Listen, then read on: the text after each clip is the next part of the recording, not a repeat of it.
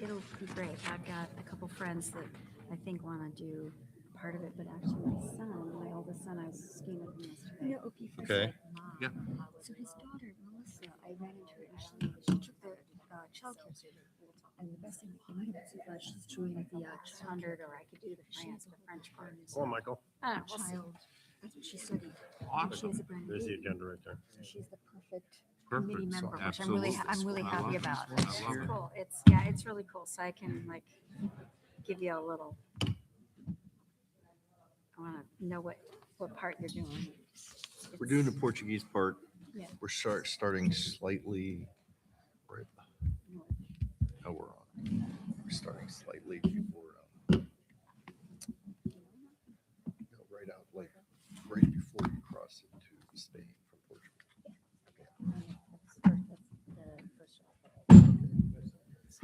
And this is all Casey's mother. Really wanted to Yeah, I do see this. that. That's how I did it the first time. It was a friend of mine. Good to see you. Mom wanted to do it before she turned 70. Okay. Yeah, and so my friend was like, "We are not hikers. I walk in Central Park. My mother walks in Saratoga, Congress Park." Okay. This is all the water Okay. district I stuff. love that name. Yeah. And thank you for that. I went through all Very of those nice. notes. She's It's a RN. She works. comprehensive and Doesn't have waters over Or- her head down. good. The sewer or the The sewer. Oh, I see the yes. water stuff, but I appreciate that. And Sterling. Moved up from Florida about 25 years ago. You know, in Chestertown, they have a Is there like a bookkeepers, water district committee? not a bookkeepers, they have a town clerk report. Yeah, I'm supposed to. Yeah. Nobody ever wanted it. Because I know someone who wants to be on My it. monthly report. Karen Cole wants to be on it because They're done. Oh, I saw that. I was like, why don't we have that on our agenda? And I don't. okay. I don't really know. Okay, so I saw that. I was like, why don't we have that on our agenda? Huh. Okay, good. Seems I'm glad- good though. That seems like that would be a good thing to have. So we'll see. he did a trip there, Sterling. Mhm. Since You wanted me to trip. No. I'm carrying a couple cards on me. So. Uh-oh. feels like that would be. We, Yeah. I've gotten that note across everyone and we will pull them in. We're Feels just like kind of that's- trying to move our Or stuff even as a around. And please remind us. Print it out, it prints out from my DES system. Okay. So, Yeah, I just felt like. Please remind us. One in our. I think it would be really interesting actually to know, if you don't mind. I don't care. What's your thoughts? I think it should Oh. be an Can you hear agenda. me? I was shocked when I Kelly, saw it. I was can like, you why hear don't me? we have one? Good evening. Hello. Bob, can you hear me? Good.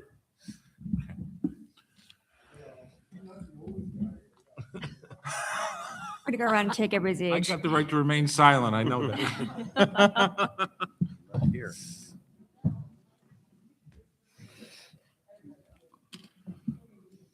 Tell me if Ready I'm to taking go, over your everybody? space. Ready to go? Yes. Good evening, everybody. I'd like to open the meeting with the Pledge of Allegiance, and I would ask if Peter Olszewski would lead us with the pledge.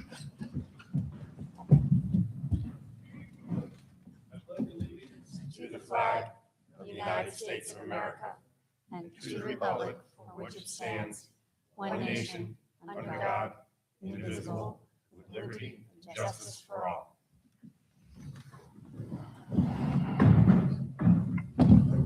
This phone is going off.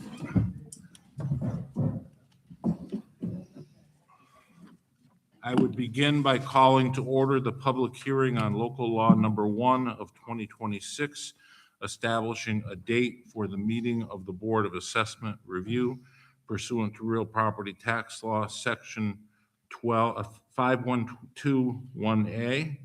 And that date, I believe, would be the fourth Wednesday in May. Any discussions on the local law? Would entertain a motion to pass the law. Motion? Second. Motion made and seconded. Discussion? All in favor? Aye. Aye. Opposed? Carries. Excuse me, Sterling, somebody has. Does a somebody have music on? speaker- Oh, Could you turn it up? We're gonna have a dance party. You're welcome. So I would now call the regular meeting to order.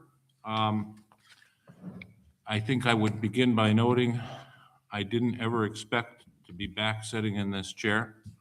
My thoughts are with Mark and his family, and I'm thankful for the faith that the board members gave in me in asking me to do this.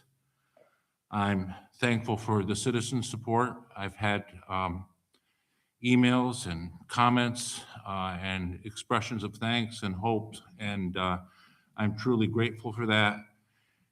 And I think I've driven everybody in town hall nuts for about 10 days. We have a great staff. They have helped me get up, running and moving quickly. And I know we were out of town when this happened, and I had Gene Comstock and others was scanning me stuff and sending me stuff at all hours of the day and night so that I could read and try and be ready for things. So I am truly grateful for that. On to number 5. This was an agenda item that Mark set up, and we've decided to leave it, at least for the time being. He set up a first privilege of the floor for comments on regular agenda items only, rather than an open privilege of the floor. So I guess my question is, does anybody have any comments on the agenda items that follow number 5?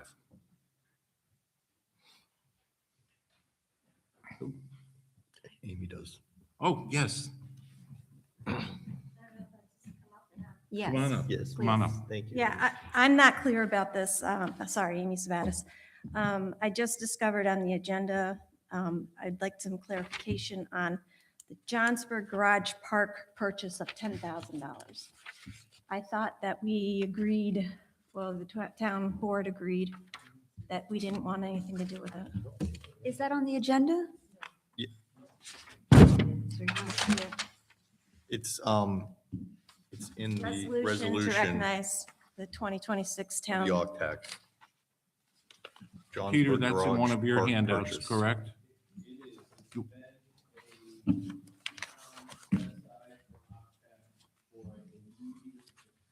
Oh, yes, I know what you're talking about. Okay. That would be for the potential purchase of the property from Warren County. There's another $10,000 annually that's been set aside for the last few years for the sort of seed money to get the park up and running if the property is purchased. It's just been there. So it's not a purchase, it's just setting that money aside Okay, because so that we have it. I'm just going on record as, I don't think that we should be purchasing contaminated soils. Understood. Thank you. Any other comments for the first privilege of the floor? In your package are the minutes of the regular meeting for February 18, 2026. Would entertain a motion to accept those. So moved. Second? Motion made and seconded. Discussion. All in favor? Aye. Abstain. Supervisors report. There's a lot going on, and I'm going to try and stay organized and be brief. But there are some complexities that I've come across, and I'm trying to be very transparent and organized and let you know what I found and what I'm thinking. The first item on my agenda and thought process is Mindy, to my right, chairs the Economic Development Committee meeting and committee. It's one of the town's standing committees. And I read all of the standing committees, their membership, their contents, their purpose, et cetera. And I felt like we needed some added analysis. And in your supervisor's report agenda, if you see it, I am proposing to add 3 topics to the Standing Committee for Economic Development that Mindy chairs. The first of these would be an analysis of Airbnbs and their impact to the local economy and residential economy and any local quality of living issues. The second would include an analysis of affordable housing options. In the last 10 days, I've come across some fairly substantial dollars that Governor Hochul controls. And those dollars were awarded for development in Ticonderoga. There's still money in that pot, and I've asked Mindy to travel, is that tomorrow? Tomorrow. Tomorrow to the initial meeting for that new facility in Ty to try and develop information on the best contact persons moving forward, people in Albany that we can reach out to see what funding is available. And the final category on that is something that we talked about when I was here the first time. It's a concept called inclusionary zoning, and I'm asking the development committee to consider whether it would be appropriate to add an amendment to the town zoning ordinance. And I don't have the exact verbiage, but inclusionary zoning tries to protect price increases in the residential marketplace for local people on fixed incomes. So if developer Tom Smith came to town and said to the planning board, I want to build 100 units, if we had an inclusionary zoning provision, an example of that might be, well, developer, if you're approved for that under our town ordinance, 10% of those units, regardless of your cost, would have to be set at an affordable price range for people who live in this economy year-round, and not just a magnet for a tourism economy or a ski economy. So I've asked Mindy to take on those additional items with her committee, and she has agreed to do so. If anybody has any questions as we go, I'm not adverse to you jumping in. ORDA. I spent almost 3 hours with ORDA officials today. Bone, Ashley, the director, and Betty Little, who is an ORDA board member now and our former senator. We had a very productive meeting in the new lodge. They are very supportive, and I think our goal with everybody at the table was, number one, to keep the lines of communication open, and number two, to have those communications happen more regularly. So I'm probably going to be meeting with them, at least on the telephone, every single week. And then either Ashley or Bone will be available to make a presentation once a month at a town board meeting for the next 10 months. Great. And they've agreed to that. There's a lot going on the Very mountain good. and in the park and impacting the park and the ski bowl. And we need to have those folks on the floor here so that we can ask them questions and get the answers that we deserve as residents. And they're very willing to do that, and it was a very positive, proactive sort of meeting. The next item, probably many of you have heard about. This September marks the 125th anniversary of Teddy Roosevelt's midnight ride to the presidency. There's a significant effort involved in celebrating this, and there's a clustered group formed that includes the town of Newcomb, the town of Minerva, and the town of Johnsburg, the historic society from each community, several museums, including the Adirondack Experience. There's involvement with the Albany Library, and the event already has 7 or 8 separate items or events that are set up. And the effort is being made to honor Roosevelt's interest areas. So there will be a wildlife component, there will be a historical, political component. We have a couple of writers that will be doing presentations in Tannery Pond that have published books about Teddy Roosevelt. And that group is being headed by Tony, thank you, Cucciari. I have problems, I kill his name. I've invited him to come to the next board meeting. We're going to have our technology ready, and he's going to show us a few minutes of the website that is nearly designed. I've seen part of it, a good job has been done on it. It looks great. And I just want the community to be aware of what's happening and when. It's a pretty ambitious undertaking that includes all of those specific events. Some of the folks have a national reputation that are going to be speaking, and there will also be a gala. There's already a booked feature speaker for the gala, who's a very strong environmental force, which of course was a hallmark of the Roosevelt administration. So Tony will be here to give us a brief presentation on that next time. I just wanted to put it on there as an alert. The next item is a more difficult one, and I'm gonna try and go through it. I'm gonna ask you to be patient because it is complex, and I'm trying to translate it from engineering language to language that all of us can understand, and it's quite difficult. We have in North Creek a water district.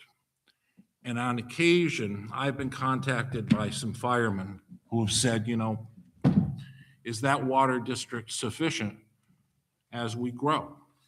And is it sufficient to, one, provide fire protection, two, provide residential service, and three, what happens with build out?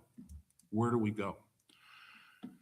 So I've spent many hours with the town engineers at Cedarwood, three of them in particular, and they've done a bunch of statistical analysis on this. And I've handed out to the board members and to each table both a long report and a short report having to do with water. I'm not going to go over every word of these. They're fairly understandable. The question is, at what point do we have a problem or a crisis? And the partial answer is, are we in a crisis right now? And the answer is no. We have sufficient water per our engineers to handle the present residential load in the district and to handle the existing ski bowl lodge. They would also tell you that in the event Front Street builds a hotel, we have the ability and the present content and volume in the system to handle the hotel. If we pause there though, and we go one more step, and we say, okay, there's going to be substantial residential build out in the hamlet, we then foresee a problem with the volume and our ability to produce. So you'll see from the large report,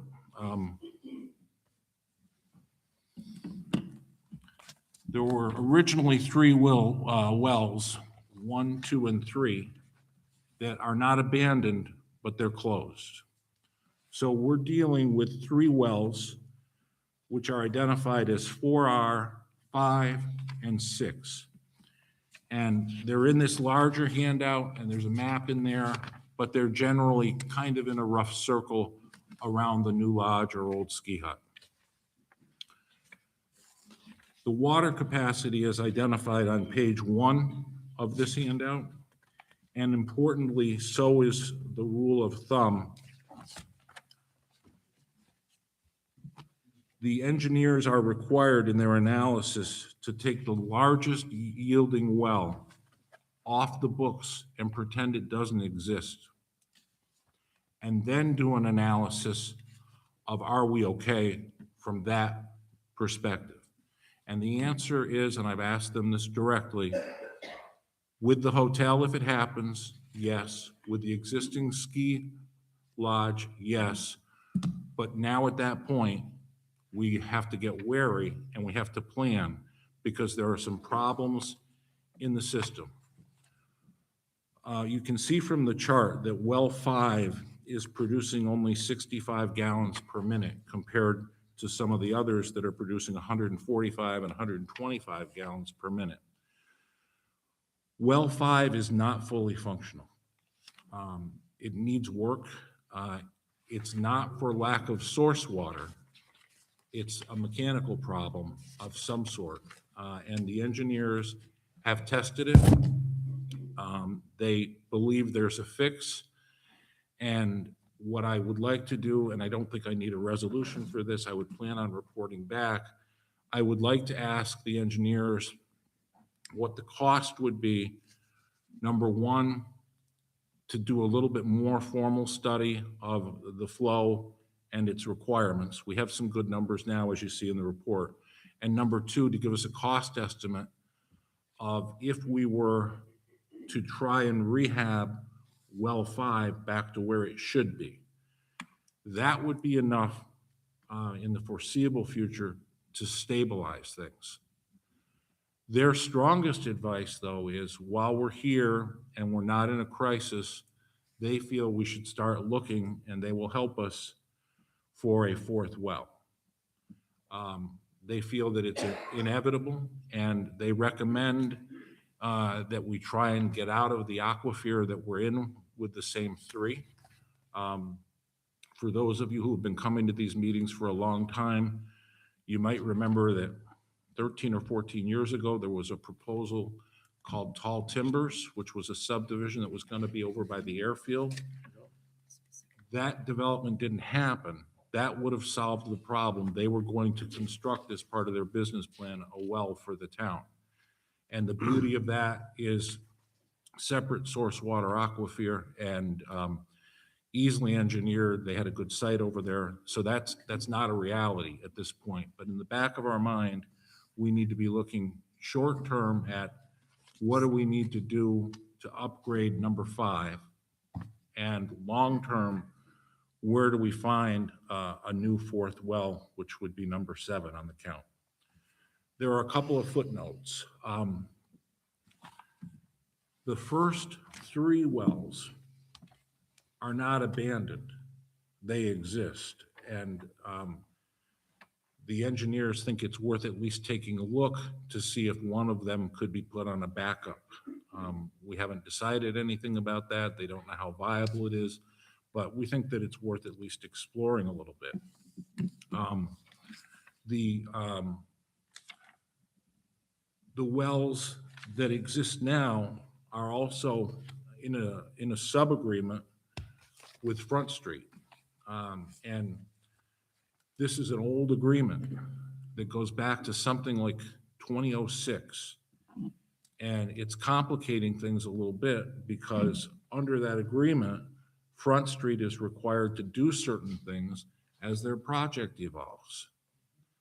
The problem is their project has not evolved, but our water problem has.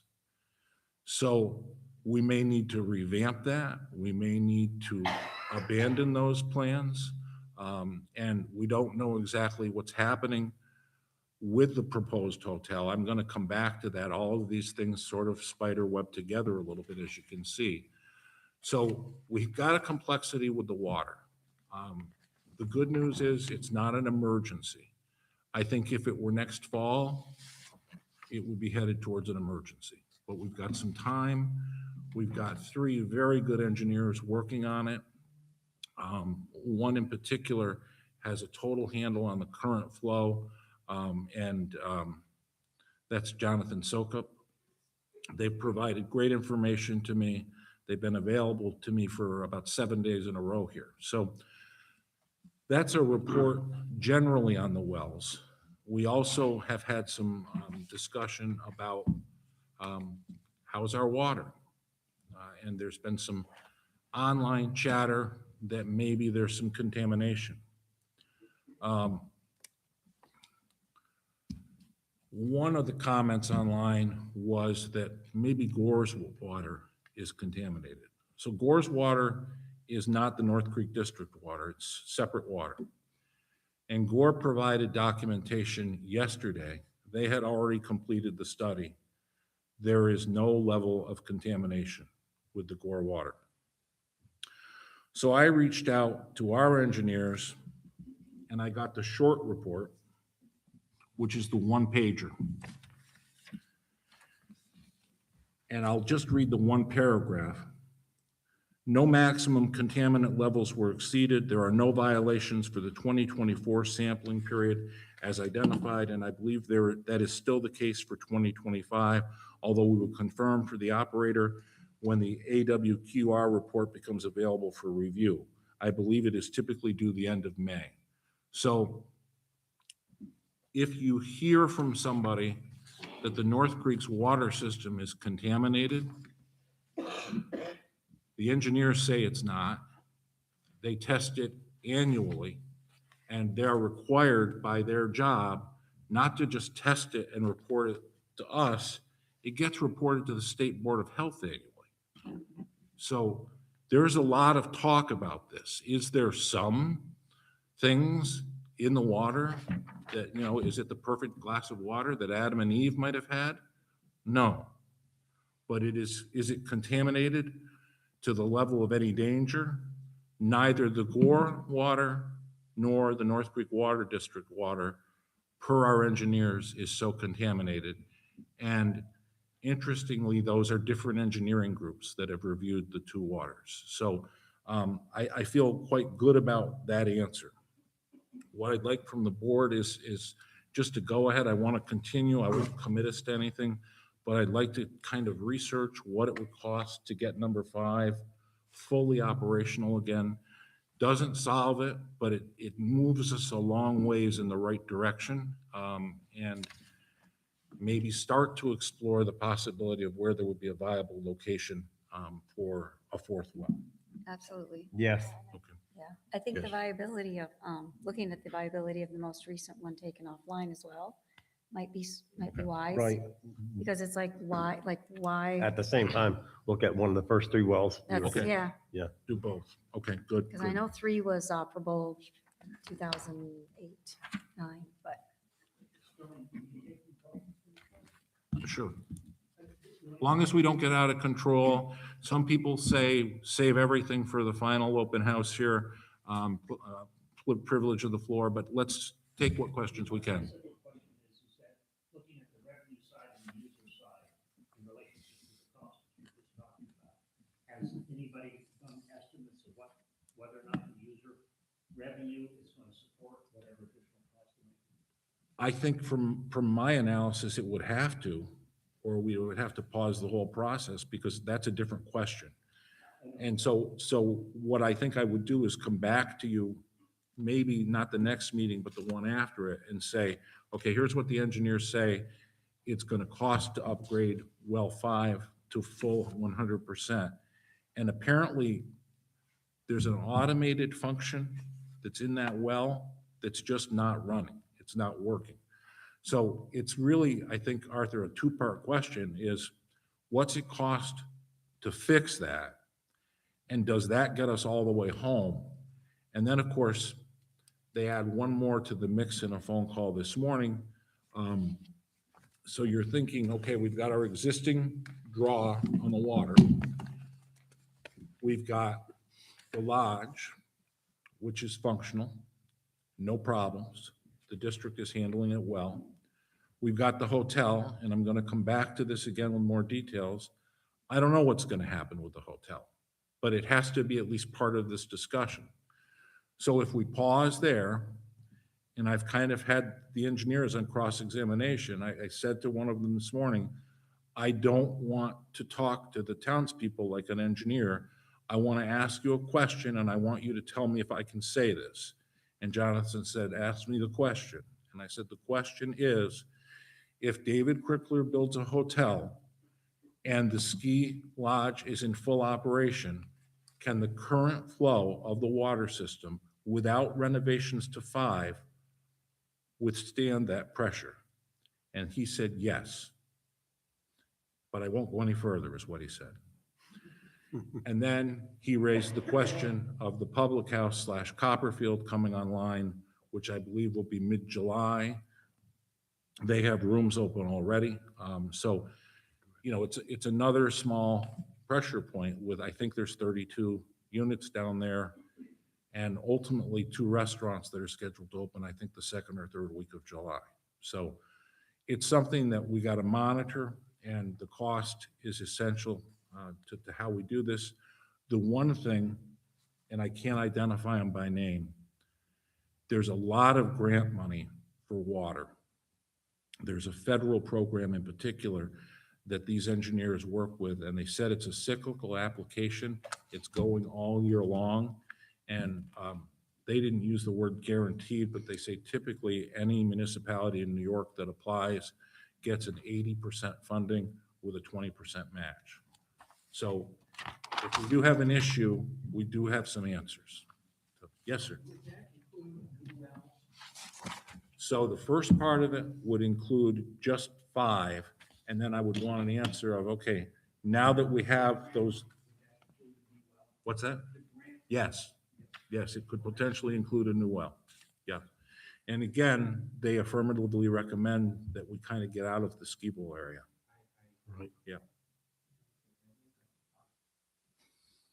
Robert, My background. I missed you. live in this area, and, I haven't heard anything about an analysis of storage capacity and how that changes the equation for an emergency.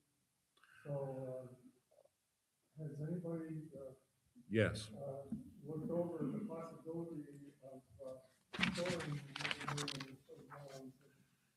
If, if you go to the big handout on page 2, there's some reference to that. There's a middle tank, which they call the Beck's tank, and that has storage capacity of I think 100,000 gallons. There's also a storage capacity. It's existed historically. It's just south of Basil's up the mountain. It was there forever, but it was renovated, I think, 5 or 6 years ago. So there's storage there. But it's a great point. I think that part of the plan could also include more storage so that we can constantly be pumping, and at times when we don't have high demand, we're still pumping at the same level and filling our storage capacity. I would think, well, it's between two things, either drill a new well and hope for a high capacity flow, or build a whole new tank. And tanks last a long time, and they don't depend on an aquifer, and they don't depend on much of anything, except there it is. You got this, you can go to the bank for it. Guarantee that, say, 6 fire trucks pumping, and now modern fire trucks pump water like it was going out of style. And so to say 6 trucks pumping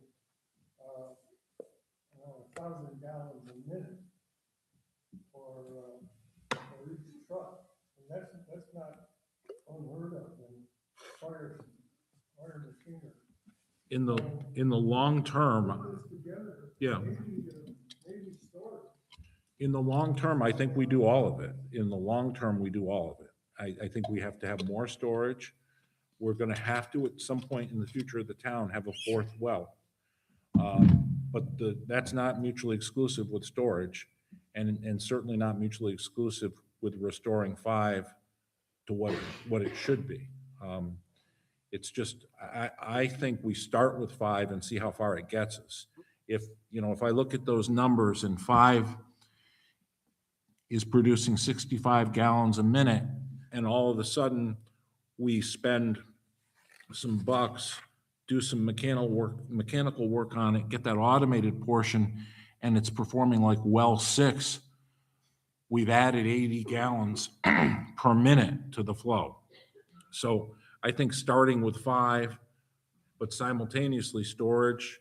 I think there's other storage. There's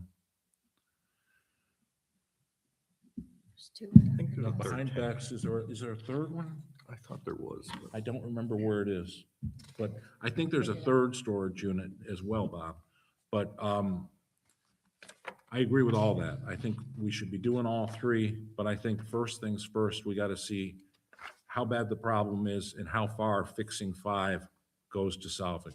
That's what I'm looking for us to try to do. Any board thoughts? Amy has a question. Yeah, I am. That, yes, yes. It could be. Again, the discussion was almost all on technical stuff, and the grant was less than 5 minutes of the discussion. But he also mentioned to me it could be a water budget expense. He also mentioned another source of funds that could possibly be used for the match, but he wasn't sure of it. No, we'd have to work that out. Absolutely. Good point. Yep. Okay, well, we go right from water to sewer. Good transition. So I asked the engineers point blank, when will the sewer be connected and fully operational? And to a person, they have promised me July 15th for the district.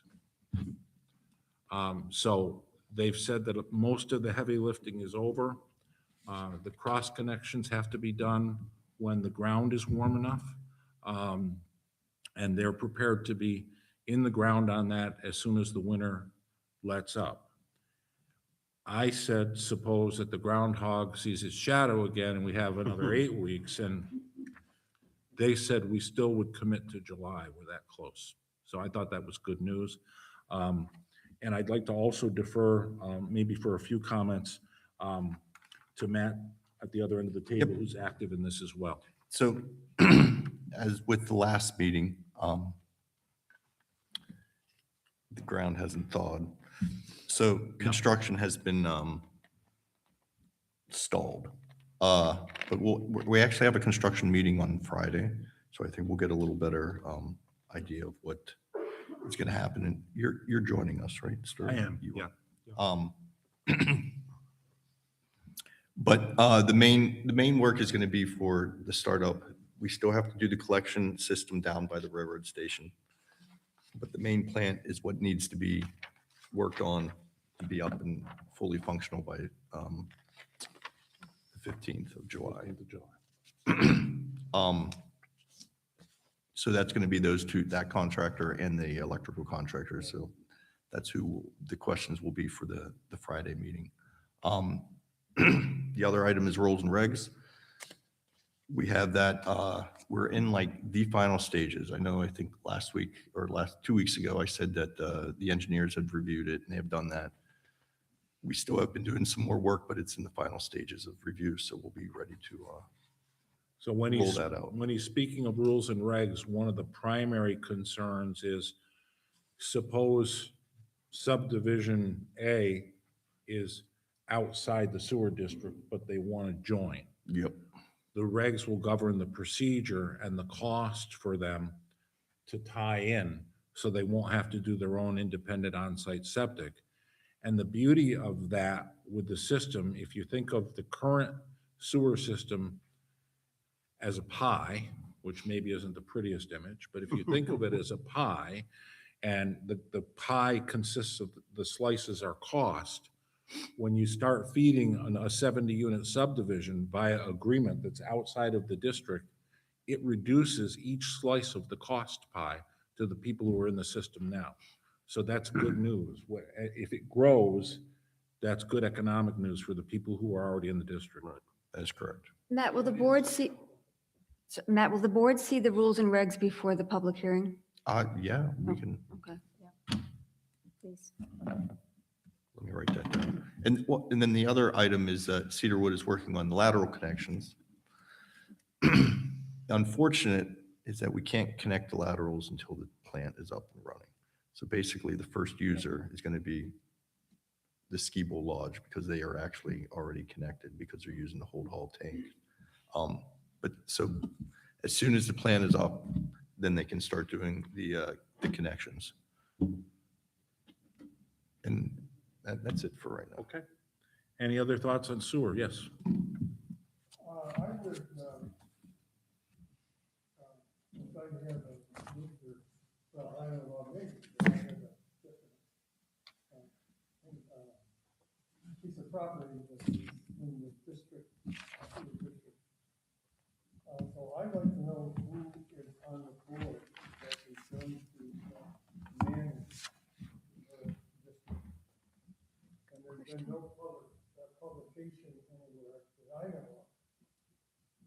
we don't have a newspaper anymore, and that tells me who the people are and, well, yeah, who the people are essentially. Yeah. And so we can, people that are inside the district can, and I'm assuming that at least, probably, I hope, a majority of the group that manages the sewer system will be people that are inside the district, not people that are outside the district. So, I'm telling you, Matt, do you want to speak to that? There is a list, actually at the beginning of the year. I think Anna put a list together on the website. It is listed. Yes. Who's on the committees? Right. Yeah, the standing committees are on the website. how come that hasn't been made public? It is public. It's on the town website.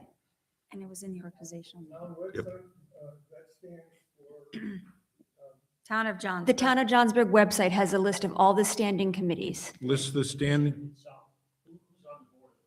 So the Those sewer names are on there. committee is a committee, and the committee members are listed on that, and it's on the town website. It's not a sewer district. It's not the sewer district yet, but as far as the committee right now, the points those, of contact the are on points the of contact website. are on the website. Because once it's up and running is when you're talking about the board or the sewer district, once it's actually formalized, then it becomes a group that work with that and are part of it. It's more or less called, I don't know if it's called a board, I can't recall. But that's not, it's not established yet because it's not the up and operation running. is going to be turned on July 15th. Right. That's not too far away. It seems to me that a committee, a legally produced committee, would be doing things right now to be prepared to, when everything is turned on and, Yeah. anyway, the tanks begin to fill. I think that there is work being done right now, but the other thing that I would add, Bob, is my most pleasant surprise of the last week and a half is how receptive and responsive Cedarwood has been as an engineering firm. And they are on this stuff daily. And so when I first heard that I might be receiving an appointment, I started placing calls to them. And they can talk to you for 2 hours on the septic or the water and still be giving you good information. So I believe that I agree with you. The committee is important. When the district exists, there'll probably be a board that runs the district. That'll be defined by the rules and regs that Matt was talking about. But on the ground right now, we have a tremendous group of engineers that are working on it every day. And they are also coordinating. I think we've got 2 contractors that we still have to have back. Am I right? 3. 3. Okay. And they're working with them and start dates. I mean, I think you're right. It's going to be July pretty darn quick, and there will be work to do, but there are people working on it daily right now. Okay, can you,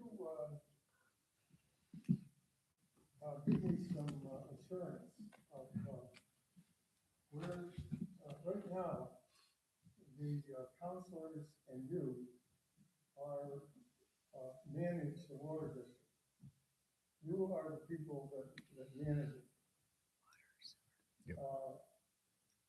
I certainly hope you're not the people that are gonna manage the sewer district. Because as I look down the road here, I don't see anybody that's paying for it. Where? I own the street, building right across the street here. Oh, the, right on the corner there? Mhm. Oh, you did a very nice job on Oh, thank you. that. Okay, well, so there's at least one anyway. So it's, I certainly hope that you, make sure that the people that are gonna be hooked up to it, they ought if they don't pay their bills, they may find that somebody's gonna turn some kind of a valve off or something, cause a lot of trouble. So, somehow or other, that kind of information ought to be very available. And I am doing, Not everybody in this room has ability to go and turn a couple of switches and get whatever Aaron was saying about where this information is available. my goal is to be so transparent, I'm going to drive you nuts. I'm going to give you more information than you could ever want. And I'm here to talk about septic and water. I learned more about the water district in the last week than I ever needed to know, I can assure you. So there's no effort to keep it from anybody. We want it out there. We want to talk about it. I think from the get-go, the biggest problem with the sewer was a failure to have public communication and an exchange of dialogue between the citizenry and the board. And that stops, period. There's nothing to hide, Bob. Kelly. Okay, I can do that. I can help him get online too. But, Okay. yes, No, I'm gonna, say, Someone asked about, yes. as the commission's process. You mean the operating of the actual facility? Commissioning of the whole Yes. operation. So At startup. so for startup, that is Cedarwood. They are the actual startup of the facility. But we've already been, we are, for startup, they've already sent in a submittal back in the fall for an actual operation. So Cedarwood Environmental, which is, they operate the water district, they put in to do the same for the sewer district, at least to start. We do need to work on them to get a final submittal, but that is in the works. Good information. You're welcome. Yeah, and, you said that the new lodge is the only customer, right? When it turns on July it'll be 15th, the first. it'll be the first. They're not a customer right now. They're Because holding on. the rest of the buildings can't be connected until it is actually operational, because we can't accept any flow. Yeah, I know about wireless, but I'm assuming it's already wireless. Yes, it is already lateral. A couple of, I'm sorry. It's on town land. I hope the bill's not coming to the town. Who's gonna pay the bill for the period, from now until who knows when other customers are gonna be hooked up? The district will. The district is going to absorb that cost. And I don't have the answer. It's something I'm working at. I'm concerned about what that cost is going to be per user. I think it's a major issue. But you deal with what you've inherited. The district has been voted on. The district is largely built in some respects. Most of the ground that had to be dug up was done last summer. So I think the debate over the district is over with.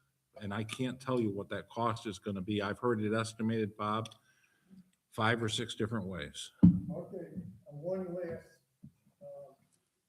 question. And I've asked this, and I've mentioned this before, and that is, it's the new building, which I have a lot of respect for. It's a beautiful piece of work. And it's really working, and it's a great addition to the park and the town. Terrific.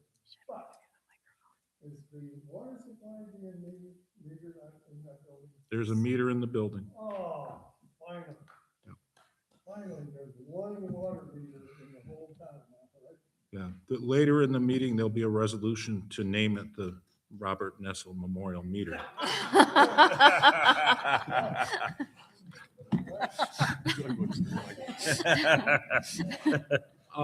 Couple of quick items. I want to note, Peter Olszewski, give him a public thank you. We are getting more of the newsletter content back on starting this month with JCS. So there'll be a supervisor's report added to the face page of that. Peter's been very helpful in getting that done with me. I'm keeping my eye on the nursing home. I don't have a report on it right now, but problems don't just go away. They come back cyclically when budgets function out of the state of New York. And it's something that is on the radar. I don't have a report tonight, but I'm concerned about the funding flow for the nursing home. And I'm assuring you that I will try to keep on that. Last item on my report is a difficult one. I'm struggling with parcel B. And for those of you who do or don't remember, parcel B is a parcel of land immediately next to the lodge, which would house the Front Street Hotel. And as you get into this stuff, negotiations about parcel B occurred back in '05, '06, '07. And particularly with reference to the water district, as I've already mentioned, some of those are kind of moot. They don't make a lot of sense because it anticipated an evolution of that development that never happened. So we're going to have to talk about that as a town. And we're going to also have to try and find out what the status is of parcel B, because there's a memo that Woody Woodland, everybody remember Woody? This is the original master agreement for the relationship between Front Street and the town of Johnsburg. It was negotiated over months and months and months. And there are things that have to happen, and when they happen, we have to convey parcel B. So shortly after he passed away, Mark Smith received a letter in his office from Front Street demanding immediate conveyance via deed of parcel B, which obviously was difficult for a number of reasons. I knew it was coming to me next. For those of you who remember my first time around, I'm very familiar with Front Street. I started getting calls from David 2 days ago, and he wants the deed to parcel B. And he wants it now.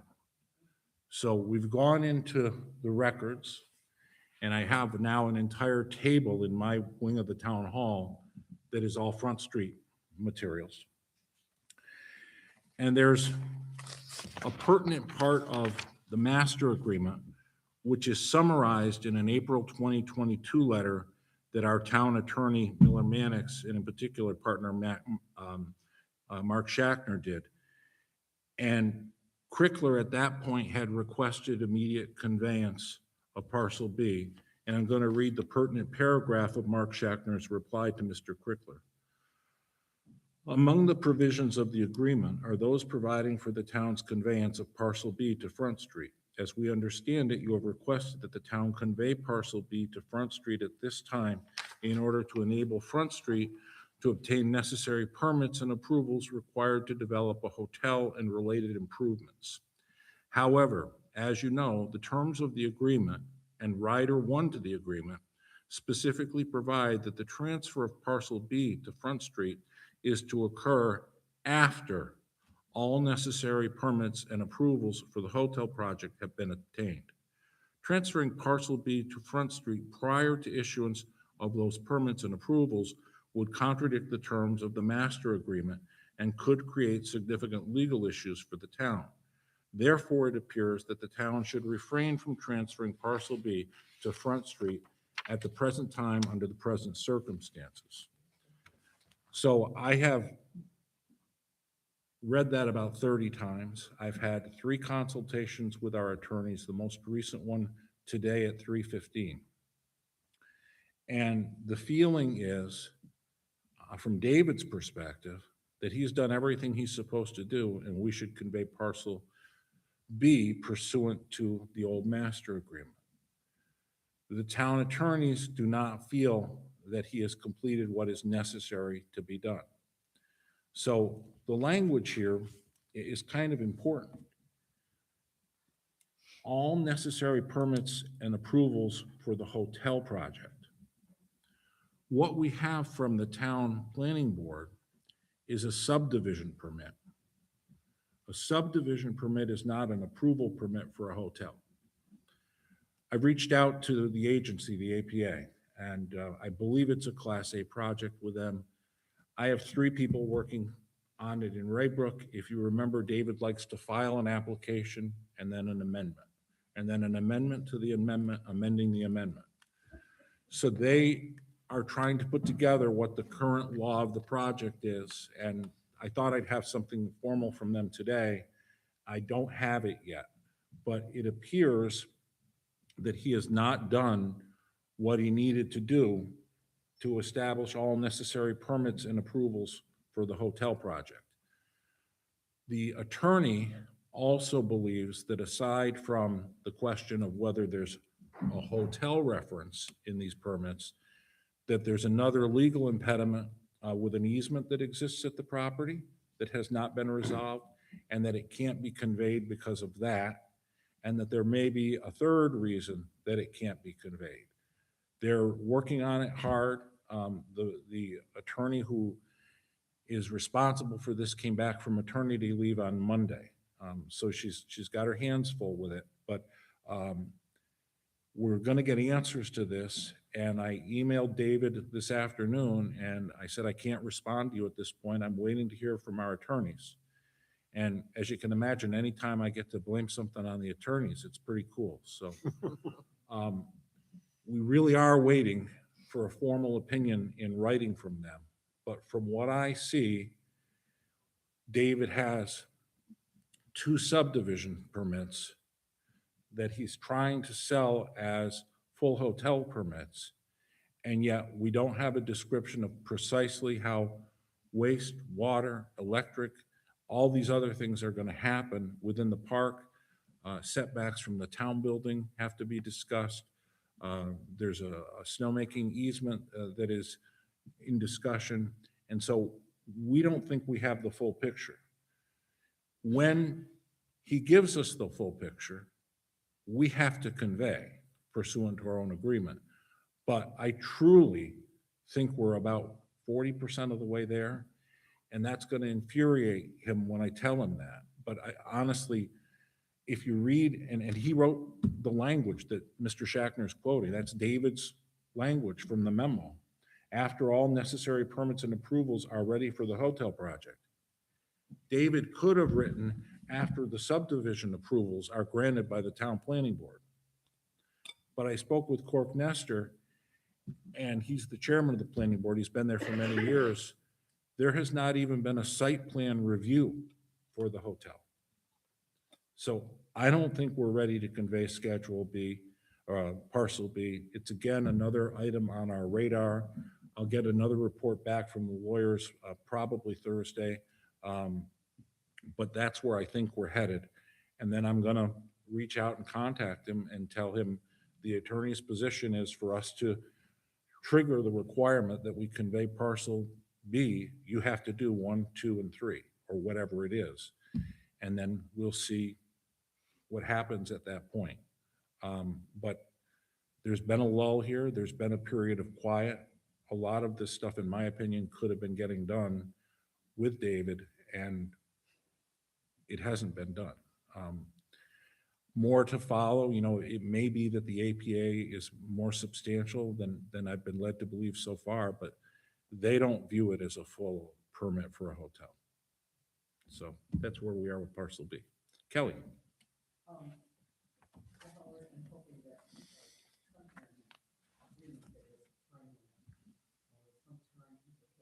These things aren't satisfied within 5 years or whatever, then it's null and void. That's my position on the whole thing. But the other part of it is that, you know, you have to make,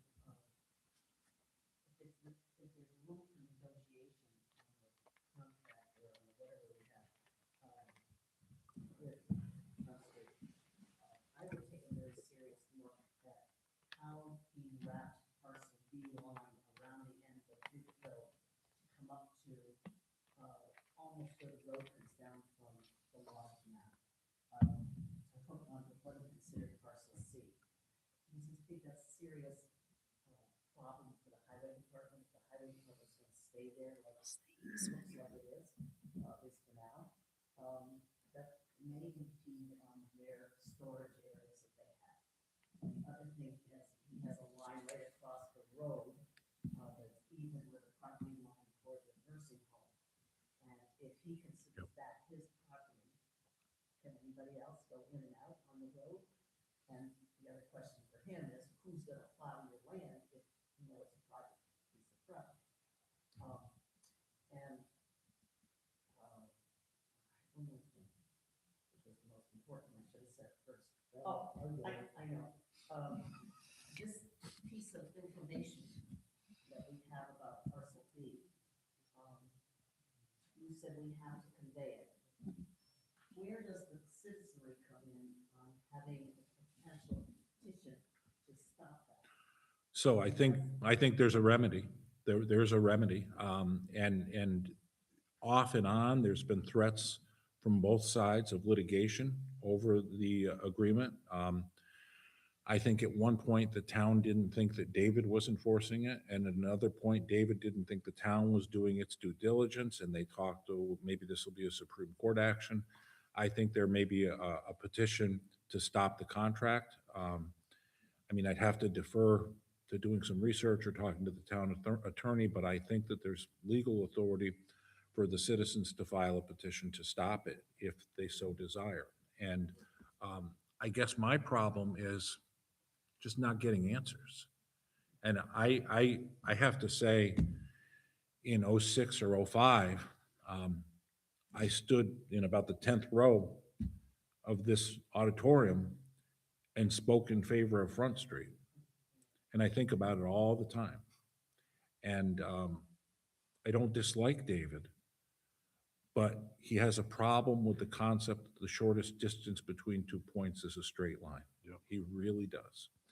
And there are simple things that could have been done that just have been ignored. And it's very frustrating. I guess Don, my question is, before the town gets rid of land that it owns, the community has 30 days. Yep, there can be a referendum. Yep. Have referendum. Is that not possible because you have a contract? Or is that still possible? My view is it's either possible, or if the contract is thought to override it, I think you've got an argument that the contract may have expired and been null and Timely void. manner. It's been such a long period of time. It's been 21 years. Right. It's crazy. I mean, Twice if he wants to buy it for? suppose his grandson comes back in 80 years with that contract. Yeah. Do we honor it then? At what point does it die? Question back there. Yes. From here on out, we should have a contract with him that invalidates itself after a certain period of time. Yeah. And the zoning laws and everything does in the community, that it shouldn't be an open contract for him. I agree with that. He keep coming back to the same thing, no matter what it is. He never finishes nothing, and we hold back. I agree. The last two boards ago, they were going to sue him over it. Yep. I think that the lesson should be learned, and I think that, you know, if we have another contract with David, I think that people are gonna say, we're not gonna do this without a time limit on it, without a timeline on it, and a penalty for failure to perform. Right. Because that's the language that is understood at that level. So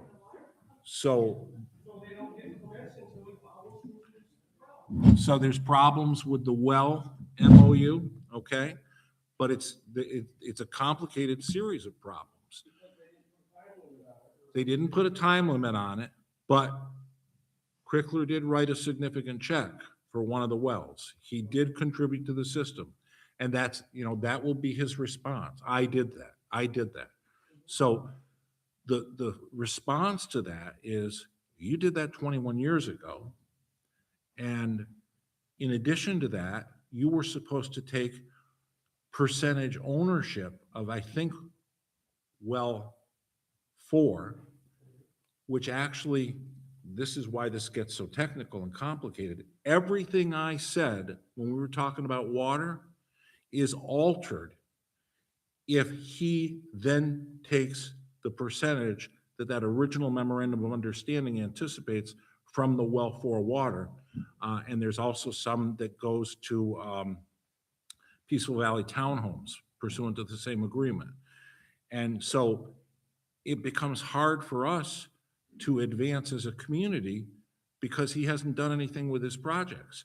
And that's not whether I'm for a project or against a project, but if you've got the one memo of understanding on just the water and Front Street is like 5 or 6 pages long. But it proceeds on the assumption that he's going to break ground in 06 or 07. And it doesn't have a stop date. It doesn't have a penalty provision.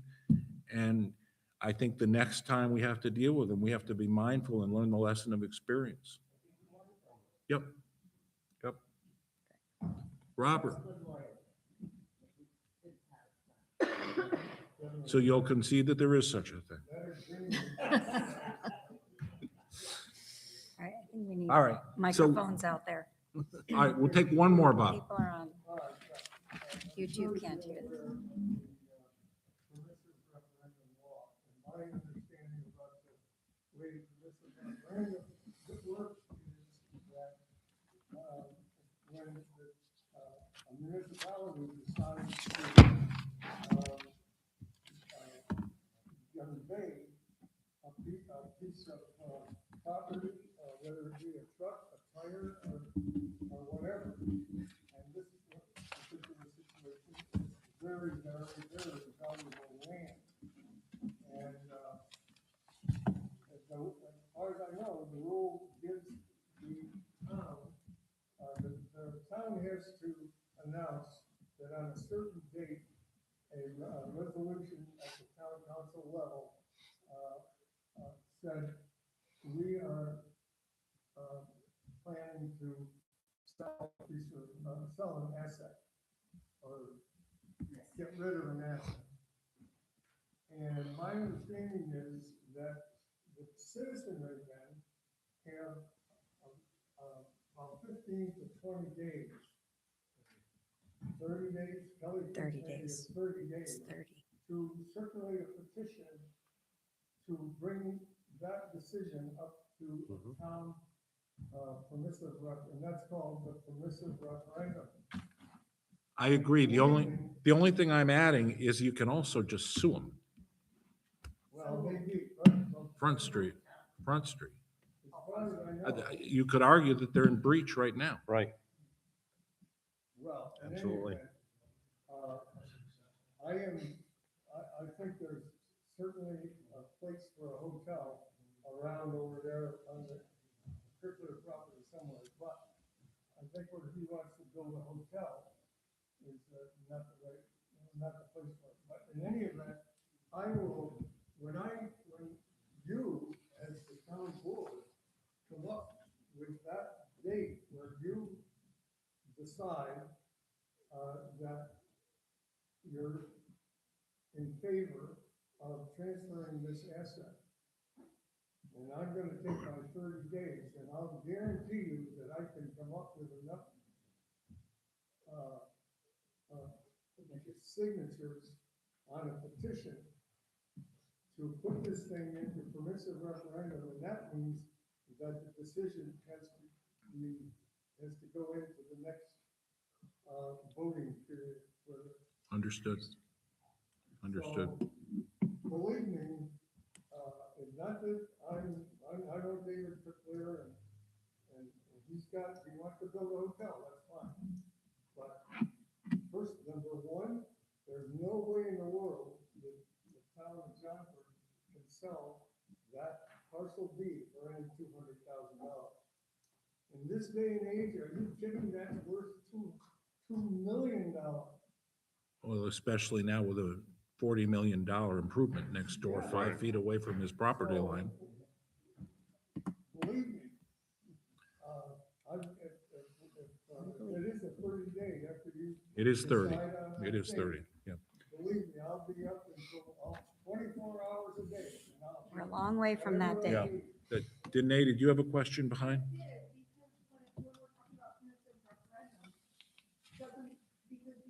already said that we're required, all the things from that.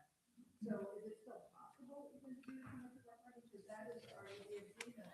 Like the permissive referendum was had to happen 21 years ago. Well, and that's, I'm not trying to complicate it, but I'm saying you would first look at a permissive referendum and decide whether you could proceed. And as somebody over this way said, what your percentage of success would be. And if you got bad answers to that, then there's what's called a temporary restraining order, which is part of a Supreme Court litigation, which would have a very similar impact. If you can argue to the judge, look, if you don't stop this from what's happening, permanent damage can be done.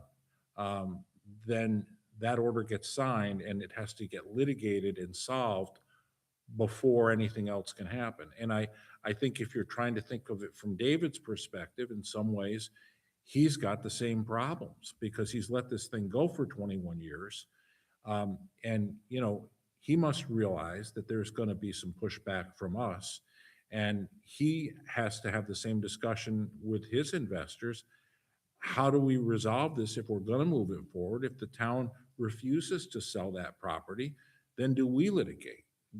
We being Front Street. So I think we're on a little bit of a collision course here potentially.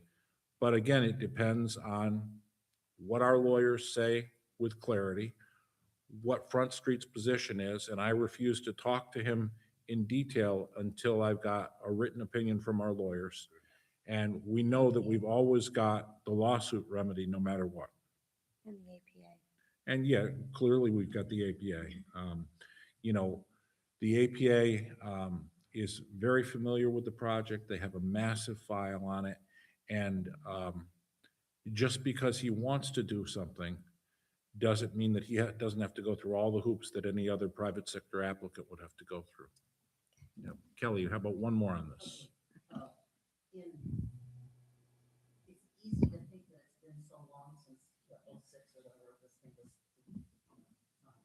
But we have to remember that in order to get parcel B and parcel C separated from the parkland, okay, that had to go through the New York State Legislature and then down to Washington for the National Park Service for them to okay it. That letter of approval did not come, I don't believe, until 2016. So Which letter of approval? the approval of the parcel B and C. But from the state or the feds? From everybody. Well, because the reason I ask is we found the federal letter and we have not found a state letter, and the attorneys do not have a state letter. Well, I don't know about why we don't have that. but, Special parks, It goes from the legislature to national park. directly to the National Park Service. There's a Right, limit but down the parks. There's a request for an alienation process that was made by the town, and we're trying to find the answer to that right now. We know that the feds did their part, but the state had to do something as well. And that's we're doing a meeting next Tuesday with the lawyers and some ORDA personnel and some other people, because this has been going on so long that pieces of paper are now missing. And no one has a handle on whether the state did their part of it. The feds clearly have. I believe that there is somebody in the parks that Agreed. is on top of that stuff. Okay. Might be able to get it from her. Okay, all right. All right, so that gets us down to number 9, which is a resolution to approve the town clerk's attendance at the New York State Town Clerks Association Conference, April 19 to 22 on 2026. Would entertain a resolution in that regard. Motion? Second. Motion made and seconded. Discussion? All in favor? Aye. Okay. Number 9, resolution to advertise and hire for public property and programs. And that's, board members, that's in your packet, partway back.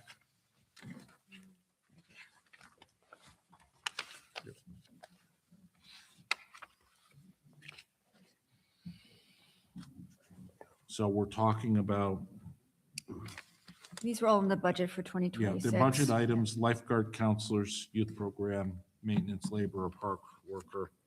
Would entertain a motion in regards to this resolution. Motion. Motion, Second. second. Further discussion? All in favor? Aye. Opposed, carries. Resolution to recognize the town set-asides for occupancy tax for 2026. Peter, I know we called on you once on this already. You want to just give the general overview of what these numbers really mean in that document? Sure, some of these items are long-standing annual set-aside. A lot of smaller projects under like beautification happen along Main Street and over in Riparius. We have a couple of events, like our Fourth of July celebration, the money goes to covering the fireworks and some of the music and different activities that go on. So again, a lot of those are sort of annual. Then there are a couple of sort of one-off items, like the rehabilitation of the rail car, the purchase of the town, the Johnsburg garage, sorry. Those are actually money that's been carried over from last year. Again, what I'm asking you guys to do is just acknowledge that this is the plan set out for the year. I promised this board when they gave me oversight of this portion of the occupancy tax funding that I would keep them abreast of my plans and how I expected to proceed. You know, to that Johnsburg parcel property, that is really kind of at the board's discretion. I can't advance that one on my own anyway. Like you guys, some of you were on the board over the last couple of years, you talked about it at length, and there would have to be some other process involved with moving that one forward. But that aside, the rest of those, I intend to move on and accomplish this calendar year. So yeah, I think most of them are straightforward. Okay. Some of them have been on there, and you may remember, we might have been setting that money aside for beautification, lights on, 4th of July, you know, for decades. Probably, yeah. Yeah. Yep. Certainly lights on. Would entertain a motion? Motion? Second. Motion made and Second. seconded. Discussion? All in favor? Aye. Aye. Opposed? Carries. Thank you, Peter. A resolution to appoint Gay Gordon Byrne to continue on the planning board is in the packet. Would entertain a motion in that regard. Motion? Second. Motion made and seconded. Discussion? All in favor? Aye. Opposed? Carries. Number 12, resolution to appoint Dave Maston to continue on the planning board. Would entertain a motion. Motion? Motion Second. made, seconded, discussion. All in favor? Opposed? Carries. Not on the agenda is an add-on for a floor resolution. I'm going to defer to our clerk for just a minute. Okay, so we had a resolution that we had done before Mark's passing. He signed the document for the NRVC, I believe. And in doing so, the town attorney indicated that Mark's signature was sufficient as he was the town supervisor. Unfortunately, I believe it's the USDA that requires the current supervisor to sign this document. So we need to redo a resolution with Sterling's signature on it to make this document official. So basically, we're reaffirming what was already done. Yep. Correct. Would entertain a motion. So moved. Second? Made and seconded. Further discussion? Call the question. All in favor? Aye. Opposed? Carries. Warrants. Entertain a motion to approve the warrants. Motion. Motion made, Second? second, discussion. I don't have any. All in favor? Aye. Opposed? Carries. Committee reports. I don't have any particular order. Who wants to go first? Well, Usually go. yeah, we usually go down from one end to the other. As far as the solid waste committee, they met. I'm going to actually ask Pete to bring us up to speed on this. I've been, had some personal stuff going on. I haven't had the time to dedicate. In fact, I missed the meeting. So if he would be so kind. Yeah, we just used this opportunity on Monday afternoon to kind of recap 2025. As expected,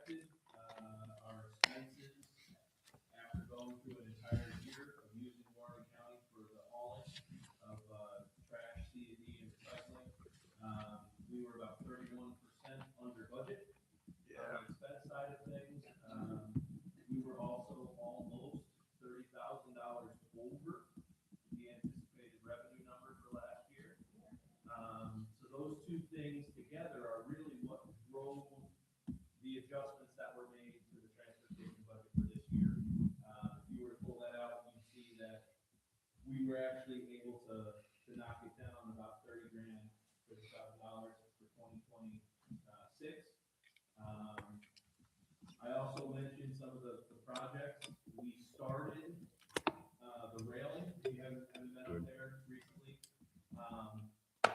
Again, I would have loved for Mark to see those darn railings. When he was here the first time, we had an issue where a patron fell into one of the containers. And he really wanted us to move forward with a rigid railing system. It took way longer than it should have, but I had promised Mark when I saw him after the first of the year that was going to get done this winter, and it is. It's done structurally. In the spring, we'll paint it. We've got some signage to put up and things like that. But again, if you haven't been up there, take a look at it. It's way safer and looks good. It's very functional. And so the only other part that we really talked about was like our plan for this year. I have continued to say that I think adding that year-round part-time staff person, I'm still looking for the perfect candidate for that. But having that person is going to be crucial to moving our recycling program forward. That's probably where we're the weakest currently is recycling. There's financial savings if we're able to increase our efficiency with recycling, but there's also the environmental impacts and those other things that, those feel-good things too. So, our goal for this year, keep improving where we can. It'll be minor stuff from this point, more operationally, and recycling is the target. Okay. Thank you much. Thank you. Thank you. Great, thank you. Yeah. So for childcare, I've been talking to Warren County EDC about getting the parents who completed the survey together with area businesses and regional partners to do a roundtable. So stay tuned. I will let you know when we are going to do that. For occupancy tax, we have notes from our last meeting up here. We are going to do rolling admissions for the month of April. And prior to that, we are going to do a workshop on March 31st at the Tannery Pond Center. So all of this information is on the website. If you turn in your applications between the 1st of April and the 15th, you'll be invited to a workshop on the 22nd where you can present your ideas, get feedback, notes from the committee, and then you'll be able to resubmit your application if you want to. The idea is that we really want to help applicants and their applications grow and be the best that they can. We are also tweaking the rubric and the application, so that will be up on the website prior to the workshop so that people can have that before you come on the 31st. For the Comprehensive Plan Action Committee, we have our meeting next Wednesday. It's going to be from 3:30 to 5. It's open to the public like all of our committee meetings. We had a nice turnout last time. We've decided that the first half hour of all of our meetings is going to be updates from the county to talk about the Mountains to River Phase 2, the grant that we got. So Ethan Gaddy is going to be dialing in via Zoom, and we're going to have updates for the foreseeable future from them about that grant. We've invited the Parks Committee to come to those meetings because obviously it's so important to what they're doing as well. And then the rest of the meeting will be for the comprehensive plan and the different goals that we're going to be working on. And again, all of these meetings are open to the public. Great. Thank you. Thank you very much. Yes. Yes. Two questions. One on occupancy, the 4% occupancy that was made with council. Yes. How much of that comes back to the town? Janae? We will get what they call the last distribution of 2025, that's what they settle out. We're running them out because it's our share. We will get that sometime around April, May. We usually get $30,000 if they refer to the supplement. The first time we got it, it came in October. Last year we got it in July. So I'm thinking we'll probably see that around July this year. And then we always get $30,000, which is the first part of the next year in the fall. And that's even through now that the occupancy quarterly.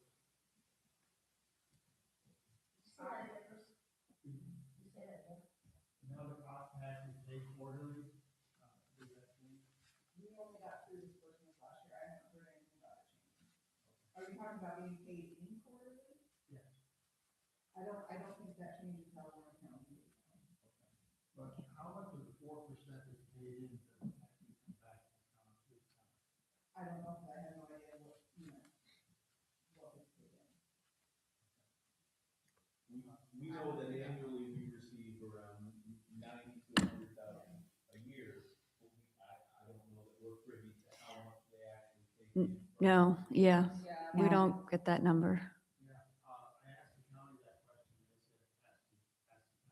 they said, Yeah, so go ask the county. I'm not sure how we would ever have that information. Yeah. Unless we went to everybody in our community that contributed and said, how much did you send in last year? 'Cause that money never passes through.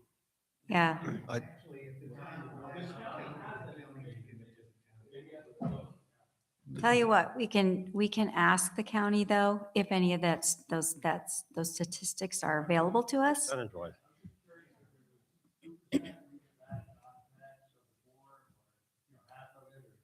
Yeah, understood. There's definitely a formula, Bruce. There is. I served on the ALC tax committee 12 years ago, and I'm sitting here, I can't tell you what the formula is, but there is a formula for awarding it to all the towns, and we can try and get that answer.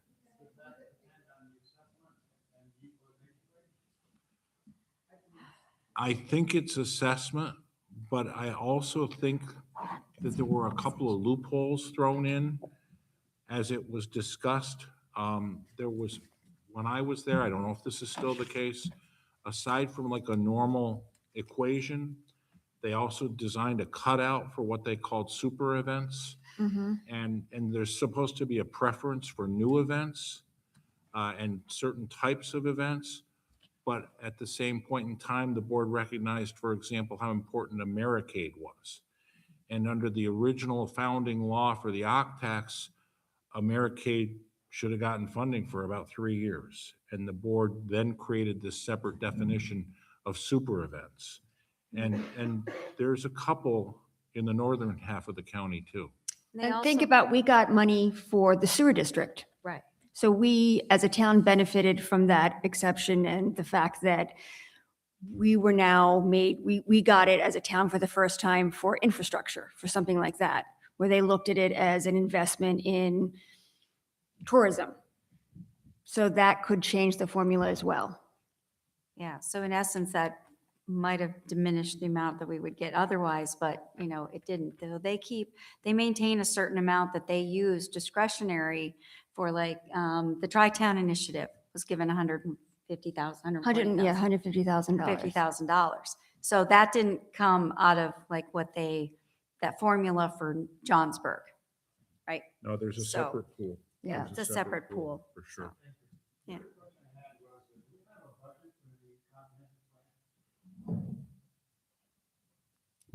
For the committee? Oh, no, we don't have a budget. No. I mean, what we're looking at right now is really trying to find grants for things and seeing what we can do. Because everything on there costs money. So part of it is trying to figure out what we can do and how much things will cost, and then making recommendations.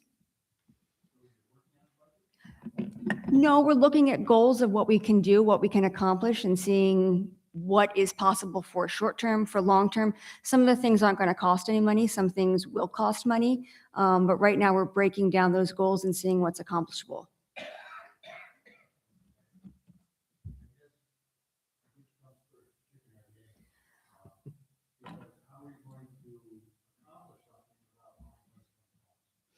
Well, I think one of the things we talked about is having us be a group that looks at grants. So, right, a lot of times grants come and we don't know if we have the capacity to do them.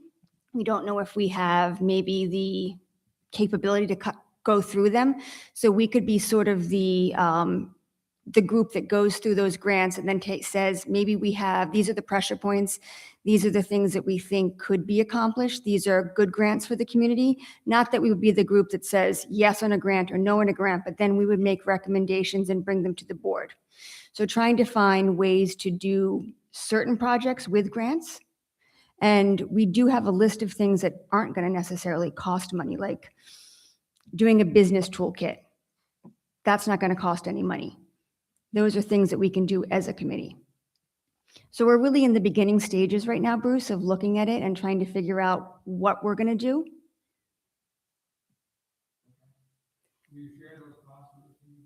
Yeah, absolutely. And again, the meetings are open to everybody and the notes are also available. Kelly? Would it be possible to fund something that, I've noticed your emphasis is on events here, which I think is excellent. My problem is that, we don't really have left people who are willing to work hard on putting that together. Those people are my age, whatever. They were very, very happy to do it when they were in their 50s, 60s, and 70s. But they're done now. So my question is, it seems to me that this community needs an event coordinator, and both that person has to come with talent and therefore pay. And so I'm wondering, as a the occupancy tax, would it fund a position like that? I'm just throwing that out there as something maybe a goal. Well, we do have the director of PPP who puts on a lot of events in our community. Well, I mean, we do, but Pete does do a lot of events in our town. So we do have that right now. And actually, we are talking about for occupancy tax, Yeah. doing more than events. You know, we want things that are more than events and looking for maybe some creative ideas that go outside of that area. But yeah, no, that's a good idea too. Do we have any further committee reports? Yes, I've got a couple. So the Senior Citizens Committee, very active committee, and some of the things that we have in the comp plan, Bruce, that you speak to, are things like being an age-friendly community. Those are things that we're really focused on in the with the Senior Citizen Committee. A lot of folks working on it, volunteering, all volunteer time, so there's not a lot of cost involved. However, over the last month, we have put in for 3 different grant applications. One grant application is Generous Acts at Adirondack Community Foundation, excuse me, to support activities and monthly community luncheon that takes place on the last Thursday of every month.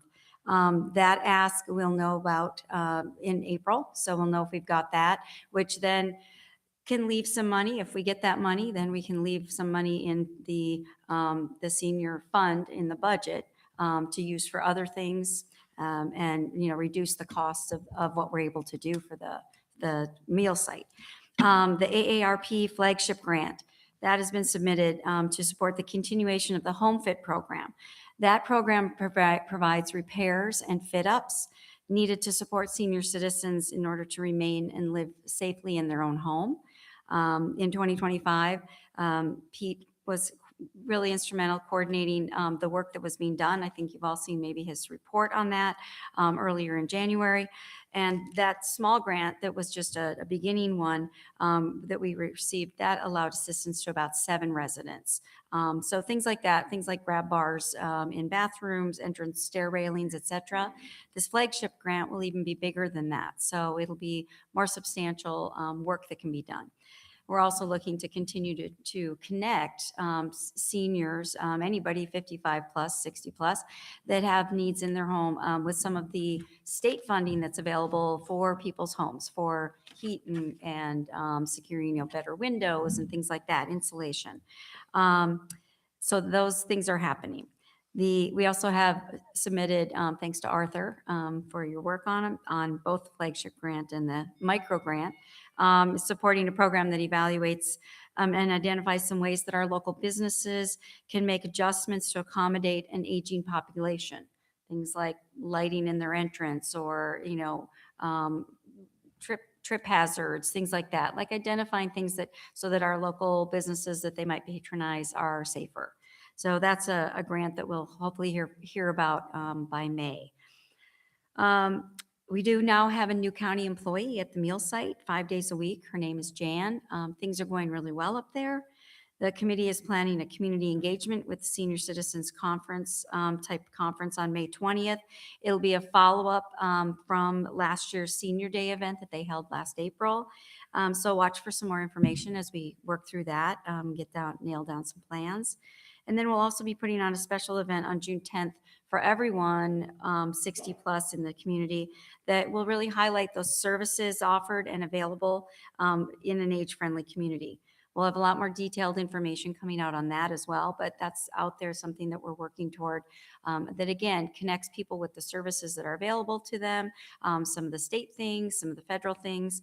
I'm happy to report that we mailed out our first hard copy newsletter. I've got some copies of it sitting up here on the table if anybody wants to see it. That will be mailed monthly, and we keep expanding on that mailing list. It's also available to have it emailed, and it does go in the Johnsburg jottings, all of that same information. We're just trying to keep communication a little bit bigger and broader. And happy to also report that the assessor did receive 17, I think possibly 18 applications for the senior and disability exemptions. That adjustment that we made with a local law, that was really important. So we've had some action on that. So good things being done. As Sterling mentioned, Economic Development Marketing Committee, we actually are meeting tomorrow, late afternoon. I'll be at a workforce housing forum in the morning. So we'll have more to report on that next time. Great. Pardon? A what? The public is welcome at all of them, 3 o'clock. Man, I know we hit you once already on the septic stuff. Anything further to report? I don't have anything further to report. Okay. How about the regular privilege of the floor conclusion of the meeting? Yes. Come on down. Amy Sabattis. Sterling, you mentioned before the contamination at Gore. How Gore said there were any PFAS's contamination. I sent you guys that information just to let you know, because we've got a concern in our park because a lot of ski resorts have this kind of contamination. That data came from the Environmental Protection Agency. And it was published on ewg.org. So either Gore needs to contact them to let them know that there may Just be to an interrupt you, error. I'm not saying there isn't any. Yeah. I'm saying we're not at a level where we're risking a violation of any Yeah, of the requirements. because There is on some- that site, it said they were above. It That's, said proposed, but above proposed, because there are some proposals out there for setting those levels lower. Yeah. I can just mention that doing some research on that as well is that ski resorts in general we're all like elevated PFAS, and it's from the waxes on the skis. And in Vortex 2020, Clothing. 2020, the National Federations for Skiing, FIS, as well as the cross-country ski associations, they outlawed, or they made a rule that they lawed out. So you may not race or compete. And they do have checking for that so that there's no longer any PFAS in any of they got rid of the it's called fluorine. Yeah. Fluorine in the waxes. So that has been eliminated, and the waxes are no longer including that. So they're hopeful that we'll see decline. Like I mentioned in my email, this was new to me. Okay. So, and then I I've thought, had well, that a we've while. got a lot of races going on over there, and it could, we could have our waters contaminated. So They don't have I just them wanted to yet. mention it to you. Yeah. Yep, Not no. trying to argue or. No, it's not. It's No. just, it's great information, and that's why I looked Well, into when I it. saw the map and Yeah. I saw that their proposed was high, elevated, I got concerned. Yeah. And Thank if you. you ever want to That's sit down in my office with the engineers when they're in town or whatever, I would welcome that. They're really receptive to talking to Well, the I'm public. just thinking it's something we could potentially avoid, even Yeah. if it's just signage saying we don't allow this kind of wax or whatever. Okay, thank you. Kelly? Question on the wax. Is that applied, the wax that's applied to the ski? Mhm. Yeah. It's Yes. not the base of the ski. No. No. And the manufacturers no longer manufacture with that. They've gone with something different, and they test for them. That would be big trouble with ski base. Yeah, yeah, Just applied waxes. yeah. That's its own ugly plastic though. Any other comments for privilege of the floor? Robert? Thank you.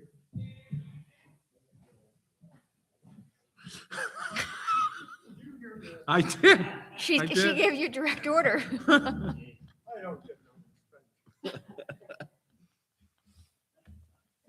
Okay, this, Stay on that, stay on the microphone so we can hear you and This, people out there, please. I want to talk to the people of Johnsburg, and I'm glad that the counselors are here also. How many of you read this Upstate Sports? You can pick it up at Stewie's. I think you can get it at Tops and all over the North Country. They publish this paper every 2 months, and they print 30,000 copies, and it's free. And they also sell. You can get it through the mail, also, for a very nominal fee. Now, this is the February issue. Anybody that skis over at Gore, oh, sorry. Anybody, if the skiers over at Gore will recognize right off the bat that this skier is just breaking over on lies. I'm pretty certain it's lies. Because this, yeah. Okay. There's a building over here. This is the top of the gondola right here over at the, so they're looking across the valley, and and this is the High Peaks chair. Now, and this is on the February 2026 issue. So there's a little note down at the bottom. It says, skiers enjoying the slopes at Gore Mountain in North Creek. And then the person that took the picture. So this picture has been distributed around the park and probably in the Capital District also. And they find out Gore Mountain happens to be in North Creek. Now, some of the stuff that happens inside the paper. Here's a story right here about Moxa Mountain. All right, now this happens, Moxa Mountain is over in the town of Minerva. However, this Moxa Mountain is in the town of Minerva, but this story is about hiking on the trail that goes up on Moxa Mountain. I don't know, anybody, how many people have done that hike? It's a marvelous hike. And the interesting thing about it is that when you get to the top of the mountain up here, which is Moxa, well, they call it Moxa Mountain, yeah. But when you get up there, the only thing that's worth looking at is turning around or facing the west, the northwest, the west, and the southwest. And right down in there is the hamlet of North Creek. If you turn around the other way and look east, you don't see anything because Minerva is down in back of a bunch of trees and it's several miles away. So it's sort of ironic that even over in Minerva and a story about climbing Moxa Mountain really is a story about taking a look at what North Creek looks like and what Gore Mountain looks like and what the Hudson River looks like from a high, well, it's 1,800, well, I don't know what it is in yards, okay. Then the thing that really turned me on 100% was the back. Look at that. This was the back page of of the magazine. 30,000 copies. Gore Mountain, the largest ski area in New York State. Now, I don't know whether that's true or not, but it's large enough to keep me busy, I'll tell you that. And this picture right here is the upper Chathamack and what is it? The Oak Ridge? Hawkeye? What's it? Oak Bridge. Ridge. Oak Ridge? Oh, the Oak Ridge Trail, and there's the one that killed, the first one to kill your legs. And then there's the second one to kill, rumor and lies. And then over here is open pit.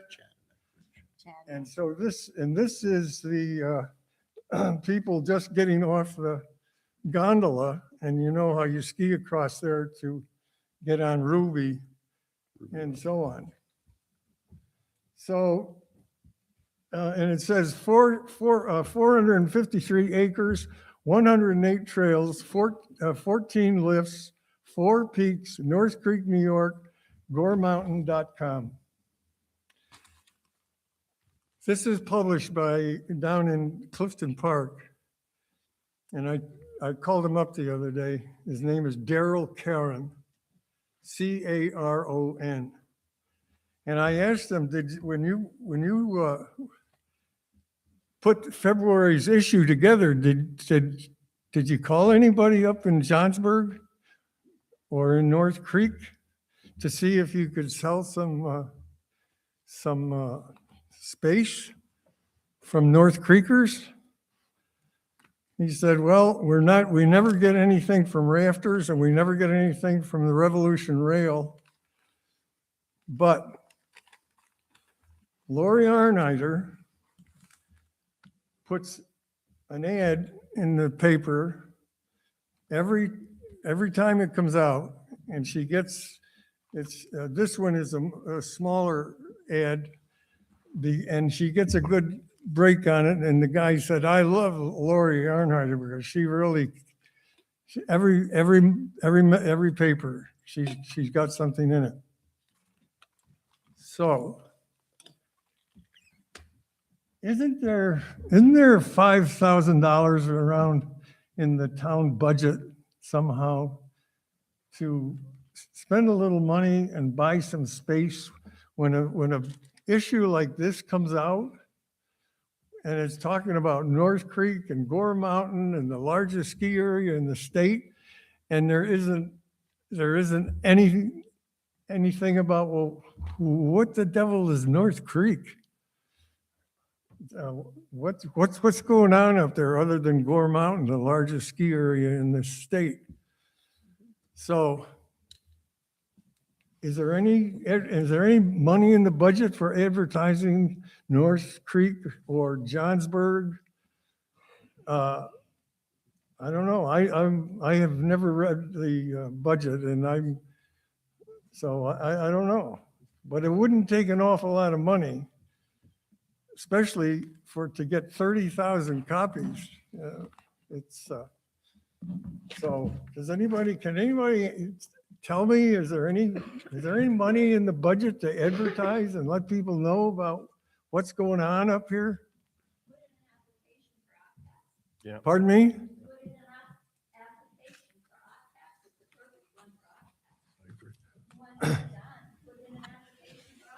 Well, I'm thinking that the people that are elected to promote the town, seems like they've already probably made these decisions to Well, advertise the town. can I make a specific comment and then a more general one?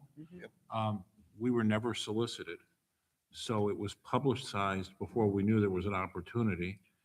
And one of the most difficult jobs about this community and the difficult roles that we have is what I call a balancing act. On the one hand, we want to promote our resorts while simultaneously acknowledging that 25 to 28% of our community lives below the federal poverty level. So there are some people out there that don't want to buy the ad. So that's why I think Octax is the answer. It's raised by tourists for tourists. My 2 cents. Well, okay. And Bob, I've made a note of that for our marketing committee to look at as well, just because if there is an opportunity. Well, Publications, I happen to know Daryl, and he had to have advertising for that in December to get it into the February Yeah. issue.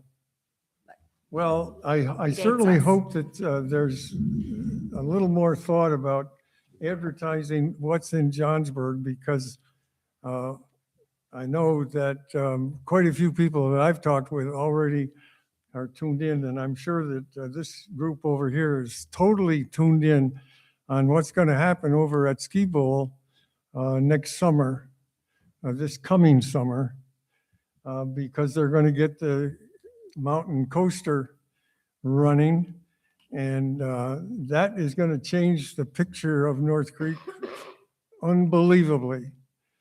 So, and I realize, Sterling, that there could probably be a lot of backlash from certain people that would say, well, that advertising that gin mill, or advertising that the Rev Rail is here, or that the rafting, there's a lot of rafting business in the Hudson River, that's okay, but I just how think does it's a that help balancing me? act. I think it's a balancing act. I think there And, are opportunities to but- do it, but we have to be careful. the, As a town. well, you have to be Those- careful, All of but those businesses can go The, together and get Octax for those types of the things. point is, the community, if nobody, if it doesn't, if people don't get the good news about what's going on up here, it's not such a good deal. Thank you, Bob. Thanks, Bob. Okay. I'm going to just take one privilege of the floor for myself, because Bob reminded me that I think I forgot to mention that I confirmed with Orta that they have been advised by their contractors for the zip line roller coaster that they are on schedule, that the posts are going to go up as scheduled. I think a few of them are up now, and that they are looking at mid-July for that opening. So mid-July, you're going to see the coaster, the public house, and probably several other things happening. It's going to be a busy summer around here. And the only thing I would add to supplement what Bob said is the message is out there. I think 2 Saturdays, there were 6,800 people at Gore. And one of the problems that I think that they didn't anticipate, it's a good problem to have, I suppose. If you ski the mountain, there's now 2 ways to get to Burnt Ridge. So if you look at the footage of the Burnt Ridge lift line, it's something that wasn't expected, and Gore's going to have to come up with a solution. But you're moving people from the Hudson chair, and you're moving people from the main mountain to that popular ski nexus. So lots going on. Don't get too many people over there. Clearly.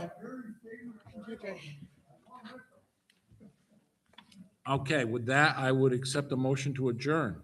Motion. Second. Motion made, seconded twice. Discussion. All in None. favor? Aye. Opposed? Carries. Thank you. Thanks. Thank you, Sterling. Nice meeting. Awesome.